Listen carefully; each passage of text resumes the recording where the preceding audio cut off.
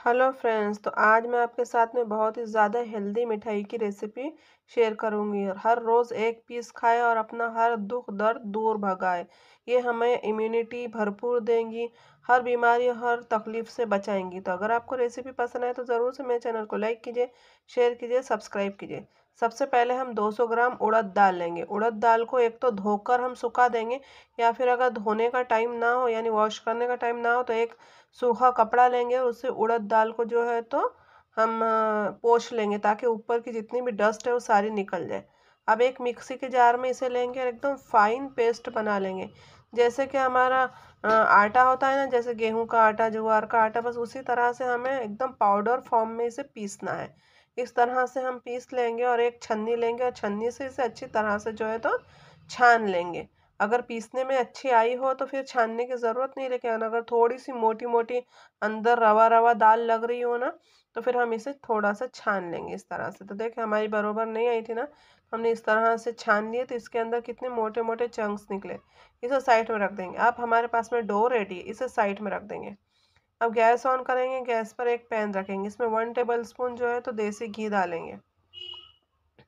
और 1 table spoon जो है तो इसमें हम मिल्क डालेंगे और दोनों को अच्छी तरह से मिक्स कर लेंगे और गैस का फ्लेम बंद कर देंगे। कोई इसे हमें पकाना नहीं है, सिर्फ थोड़ा सा घी को और मिल्क को मेल्ट करना है इस तरह से। और जो हमने उड़द दाल का आटा पीस करके रखा है ना, उसमें ये हम डाल देंगे और इसे मिक्स कर लेंगे इस तरह से। कोई इसे हमें छन्नी से छानना नहीं है, कुछ भी नहीं है, बस हाथों से रब कर लेंगे। थोड़ा सा मिक्स करेंगे और रब करेंगे। बहुत ही शानदार और डिलीशियस सी रेसिपी है। इससे हमारी हड्डियां मजबूत होंगी, कमर दर्द, पैरों का दर्द, सब में जो है तो ये हमें दर्द दूर करने में हमें मदद करेंगी। बहुत ही स्वादिष्ट मिठाई है। तो अगर मिठाई पसंद आए तो ज़रूर से, मैं और एक बार कहूँगी, ज़रूर से सब्सक्राइब कीजिए, लाइक कीजिए, कमेंट करके ज़रूर बताइएगा कि आपको ये रेसिपी कैसी लगी। बस इस तरह से हमें ये इसे मिक्स करना है। और मिक्स करने के बाद में इसे अच्छी तरह से प्रेस कर देना है, इसे साइड में रख देना है।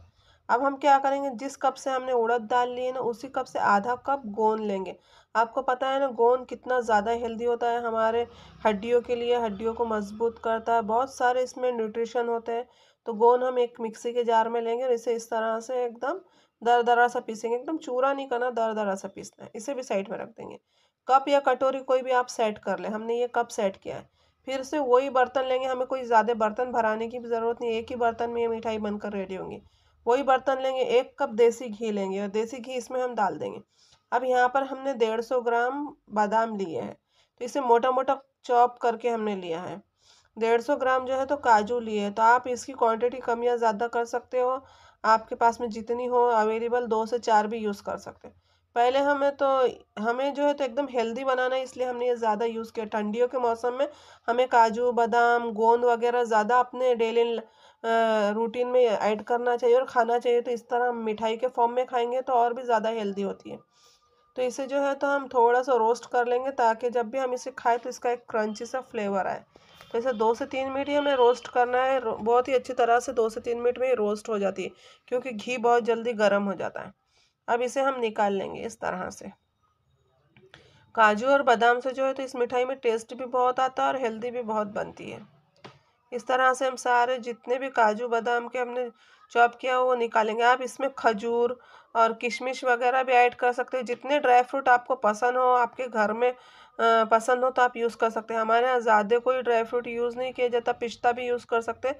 तो पिस्ता मेरे पास में अवेलेबल नहीं था और खजूर वगैरह हमारे यहाँ जल्दी पसंद नहीं की जाती, तो इसलिए मैंने ये 2 ड्राई फ्रूट यूज़ किए। बाकी आपके पास में जो भी अवेलेबल हो आप यूज़ कर सकते हो। तो ये सारे हम ड्राई फ्रूट इसी तरह से निकाल लेंगे। अब उसी गरम गरम घी में हम क्या करेंगे, जो हमने गोंद को पीस करके रखा है ना, तो आधा गोंद हम इस तरह से जो है तो फ्राई कर लेंगे और आधा गोंद ऐसे ही रहने देंगे। और आधा गोंद हमें कब मिलाना मैं आपको बताऊंगी। बस फ्राई किया हुआ गोंद इस तरह से हमें निकाल लेना है। बस 2 से 3 मिनट में ये निकल जाता है और बहुत जल्दी फ्राई हो जाता है, क्योंकि हमने इसे पीस लिया था ना, तो इसलिए। ड्राई फ्रूट और गोंद को हमने अच्छी तरह से फ्राई कर लिया। बचा हुआ जो घी है उसमें जो हमने उड़द दाल को मैश करके रखा था ना मिल्क में और घी में, तो वो हम इस तरह से डालेंगे। कोई छानना भी नहीं है, कोई टेंशन लेना नहीं है। अगर आपको मोटे मोटे चंक्स वाली ये मिठाई अच्छी लगती है तो छानना नहीं है, और अगर आपको थोड़ी सी सॉफ्ट हो जैसी चाहिए मिठाई तो फिर आप एक छन्नी से इसे छान लें और इसका जो बूरा होता है, जैसे रवा होता है वैसा निकलता है, वो इस्तेमाल करें। लेकिन हमें इस तरह से पसंद है थोड़े मोटे मोटे चंक्स वाली, तो हम इसी तरह से गरम गरम घी में डालेंगे और इसे अच्छी तरह से जो है तो रोस्ट कर लेंगे। तो एकदम हमें गोल्डन ब्राउन होने तक के रोस्ट करना है। अब इसमें जो है तो थोड़ा से बबल्स आ रहे हैं तो हमें पता नहीं चलेगा, लेकिन ध्यान रखना है। अब इसमें डालेंगे 1 कटोरी बेसन, लगभग 50 ग्राम बेसन, जिससे कि एकदम स्मूथ टेक्सचर आएगा और टेस्ट भी बहुत ज़्यादा बढ़ जाएगा। और बेसन में तो आपको पता है कितने ज़्यादा जो है तो प्रोटीन होता है, तो ये भी बहुत ही हेल्दी हो जाता है। तो बेसन डालने के बाद में 5 से 7 मिनट हम फुल फ्लेम पर इसे पका लेंगे। और इसमें देखिए कितने सारे बबल्स आ चुके थे, लेकिन इसे स्पैचुला चलाते रहना है, वरना नीचे से दाल वगैरह लग जाएंगी और जल जाएंगी अगर हमें पता नहीं चलेगा तो। बस इसी पॉइंट पे आपको ख्याल रखना है दाल का, कि हमें जलने नहीं देना, नहीं तो हमारी सारी जो मिठाई है तो वो बेकार हो जाएंगी और जले हुआ टेस्ट आएगा उसमें। तब हमारी दाल बिल्कुल परफेक्टली रेडी है। अब इस टाइम पर हम क्या करेंगे, जो बचा हुआ हमने गोंद रखा है ना पिसा हुआ, डाल देंगे। तो अब गरम गरम दाल में घी भी है तो गोंद वहीं पर फूल जाएगा। एक्स्ट्रा से हमें जो है तो गोंद को पकाने की ज़रूरत नहीं होती। अगर आप पहले भी अगर फ्राई ना करो, इस टाइम पे भी अगर पूरा गोंद डाल देंगे तो भी चलेगा, लेकिन हमने पहले थोड़ा सा निकाल लिया था फ्राई करने के बाद। 5 से 7 मिनट गोंद डालने के बाद में पकाना है, क्योंकि गोंद कच्चा ना रह जाए। तो देखिए गोंद कितना ज़्यादा फुल करके रेडी हो चुका था। तो अब ये जो है तो हमारा परफेक्टली रेडी है। गैस का फ्लेम हम इस टाइम पे जो है तो बंद कर देंगे और स्पैचुला चलाते रहेंगे, क्योंकि जो हमारे कढ़ाई वो एकदम गर्म है ना। इसे 5 मिनट साइड में रखेंगे, जब तक मैं आपको एक दूसरी बात बताती हूँ। मतलब कि ये देखो, ये गुड़ है, ये तो हमारे पास में ना हमने डब्बे में गुड़ रखा था तो इस तरह से अपने आप ये मेल्ट हो चुका था। लेकिन आपके पास में इस तरह का गुड़ ना हो तो आप जो है तो जिस कप कप या कटोरी आपने जो भी सेट कर ली हो, जिससे घी हो, जिससे आपने तो उड़द दाल ली, उसी कप से हमें एकदम गुड़ ले लेना है। अब हमारे पास में मेल्टा तो हमें जरूरत नहीं थी, आप एकदम बारीक चॉप करके ले। और अब हम क्या करेंगे, ये जो हमारा हमने मिक्स करके रखा है ना, जो पका करके रखा है ना गोंद और उड़द दाल का बैटर, उसमें हम आधे ड्राई फ्रूट और जो गोंद हमने फ्राई करके रखा था वो डाल देंगे। सब ये प्रोसेस गरम गरम में ही करना है, बिल्कुल भी ठंडा होने नहीं देना है। अब ये गरम गरम में जो है तो 1 कप हम गुड़ डाल देंगे। तो ये हमारे पास में मेल्टेड है, आप जो है तो कटा हुआ गुड़ डालें। लेकिन जो गुड़ के चंक्स है वो मोटे मोटे नहीं रहना चाहिए, एकदम बारीक गुड़ को कटा हुआ डालना है। या तो आप जैगरी पाउडर भी आता है तो वो भी यूज़ कर सकते हो, लेकिन गुड़ आसानी से मिल जाता है, जैगरी पाउडर जल्दी नहीं मिलता। लेकिन चाशनी वगैरह पका के हमें यूज़ नहीं करना, बस इसी तरह से हमें यूज़ करना है। और ये जो हमारे पास जो मेल्टेड गुड़ है ये अपने आप फ्रिज में रहते रहते मेल्ट हो चुका था, तो हमें ज़्यादा कोई तामझाम करने की ज़रूरत नहीं मिली।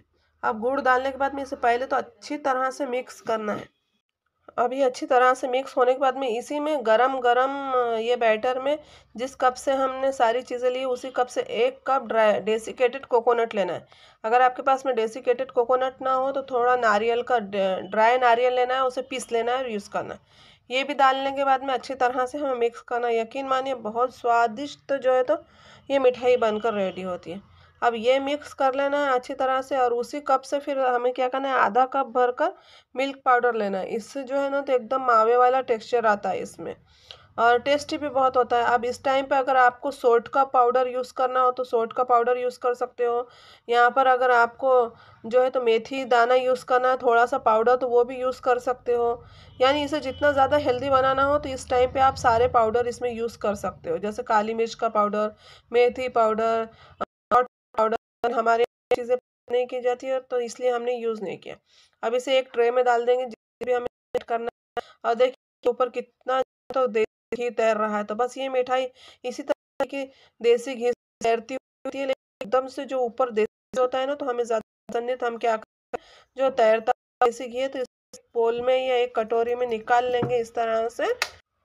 जितना भी जो है तो देसी घी ऊपर ऊपर तैर रहा है वो निकाल लेंगे। ऐसे तो ये ज़्यादा ट्रेडिशनल होता है, तो ऊपर से देसी घी तैरता हुआ ही रहता है उसमें, और वही हमें इस टाइम में सर्दियों में एंजॉय करना चाहिए ज़्यादा देसी घी से। पर अगर आपको ज़्यादा पसंद हो तो आप कर भी सकते हो। अब हमने जो ड्राई फ्रूट्स की कतरन जो साइड में आधी डाली थी और आधी रखी थी वो हम ऊपर से डाल देंगे। आप यहाँ पर ड्राई फ्रूट जो है तो पीस कर भी इस्तेमाल कर सकते हो, लेकिन हमने इस तरह से यूज़ किया क्योंकि ये फ्राई करने के बाद में जब इस मिठाई में हम इंजॉय करते हैं ना, तो इसका बहुत ही अच्छा फ्लेवर और टेस्ट आता है। बस इस तरह से फैला देंगे और उसी स्पैचुला से जो है तो इसे प्रेस कर देंगे। तो अच्छी तरह से हमें प्रेस करना है क्योंकि ये जो ड्राई फ्रूट है ना, तो हमने इसे मोटा मोटा कट किया है ना, तो कट करते टाइम पे जो है तो ये सारा निकल जाएगा। तो अच्छी तरह से हमें प्रेस करना है।